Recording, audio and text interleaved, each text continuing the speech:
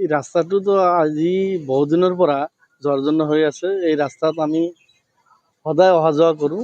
আমাৰ ৰাইজৰ খুবেই অসুবিধা হৈছে। আগৰ MLA জন অলপ কাম কৰিছিল, অলপ চেন গ্ৰেভেল পেলাইছিল, কিন্তু ৰাস্তাটো পকা হোৱা নাই। এইটো বিভাগীয় কৰ্তৃপক্ষ জানে, আমি ক'ব নোৱাৰোঁ।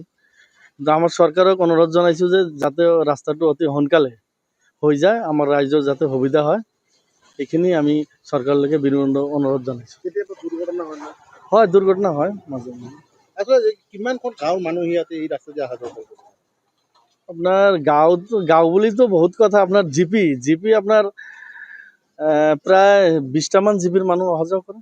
এইখন ৰাস্তা। এইখন ৰাস্তাত 2 লাখ মানুহ হ'ব। নিতৌ 2 লাখ মানুহ 2 লাখ মানুহ অহা যোৱা কৰে। ছাত্ৰ-ছাত্ৰী চবে।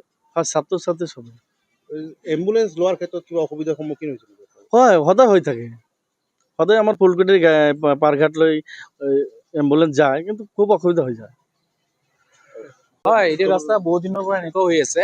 মানে আমাৰ পাব্লিকৰ যোৱা অসুবিধা আছে। আমি হয় যে ল'ৰা ছোৱালী লৈ স্কুললৈ যাওঁ, স্কুলত যাওঁতে বহুত প্ৰব্লেম হৈ আছে। বহুত দিন ধৰি এই ৰাস্তাটো মানে কি আছে, কোনো আগৰ MLA যিটো যিজনে আছিল তাক অলপ মাটি পেলাইছিল, নেক্সটত কাম কৰিব বুলি কৈছিল, কিন্তু এতিয়াতো আৰু সি নাই। এতিয়া নতুন MLA এতিয়া কি কৰে।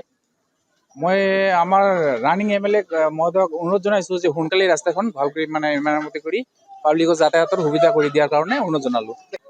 হয়, সেইটোতো ক'ব নোৱাৰিলোঁ, এইটো PW বা কি প্ৰচেছত আছে কামখিনি। কিন্তু উদ্বোধনটো কৰিছিলে, কামখিনি হ'ব লাগিছিল, কিন্তু ইয়াত চেনোগ্ৰাফি পেলাইছিল, মাটি পেলাইছিল ইয়াত আগত। বহুত মানুহ অহা যোৱা কৰে, একদম বহুত মানুহ। এইটো ৰাস্তা মানে আমাৰ আলমুজৰ পৰা একদম পদ্মৰা এলকা, চিঙালতলা বহুত দূৰলৈ যায়। এই ৰাস্তাটো বহুত যাতায়াতৰ মানুহ বহুত অসুবিধা হৈ আছে। কিমান বছৰৰ পৰা হৈ আছে? এই মোটামুটি হৈ আছে, মানে ৰিচেণ্টলি 2-1 বছৰৰ পৰা বেছি খাৰাপ হৈ গৈছে। আৰু চিনেগ্ৰাফি পেলাইছিল, ইয়াৰ আগৰ MLA জনে পেলাইছিল, কিন্তু পেলাইছৰ পৰা কিছুদিন ভাল আছিল, কিন্তু এতিয়া আকৌ মানে বেয়া হৈ গ'ল। এতিয়া চৰকাৰক কি আহ্বান জনাব? মই চৰকাৰক আহ্বান জনাইছোঁ, এই ৰাস্তাখিনি সোনকালে মানে ৰাস্তাটো ভাল কৰি দিয়ে যেন।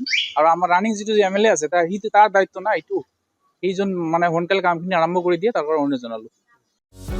যিকোনো খবৰৰ বাবে যোগাযোগ কৰক আমাৰ এই নম্বৰত 9181 307 221।